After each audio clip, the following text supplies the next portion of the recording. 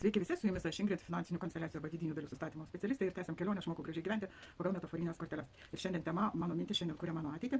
Ir šiandien metafora yra aklasis. Kai bus pasakojimas, pagalvokite apie kokias vertybės, apie ką tai jum ir kaip tai susijęs su pinigais, nes vėliau po pasakojimo bus ir psichologinis toksai gabaliukas aspektas, galbūt į ką nors dar pasižiūrėti ir patyrinėti. Taigi, pasakojimas aklasis. Kartą vienas žmogus ėjo pro aklą žmogų, prie kurio gulėjo lentelė su užrašu: aš aklas, padėkit man, prašau. Pagal tai, ką žmogus matė, pasaklai, reikalai buvo tikrai labai prasti, nes kepurė buvo tik tai viena moneta. Tada žmogus paėmė lentelę, kažką parašė, pastatė atgal ir nuvėjo savo reikalais. Kai po keletą valandų jis grįžinėjo atgal tuo pačiu keliu, jis praeidamas pro aklai pastebėjo, kad jo reikalai jau pagerėjo, nes kepurė atsirado daug daugiau monetų ir kepurė po truputėlį pildėsi monetomis, pinigais ir banknotais. Ir lentelė stovėjo toje pačioje vietoje ir joje buvo parašyta tiesiog toks tekstas: dabar pavasaris, bet aš negaliu jo pamatyti. Pagalvokite apie ką tai, kokios mintis ir visa kita. Ir yra toksai pastebėjimas psichologinis.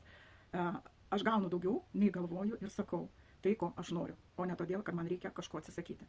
Ir taip, kai jūs iš tikrųjų neatsisakot, o tiesiog pripažįstat, kad jūs to norit ir galbūt truputėlį su tuo darot kažką tai tą linkme, iš tikrųjų jūs visada gauna daugiau ir būna daug geriau iš tikrųjų.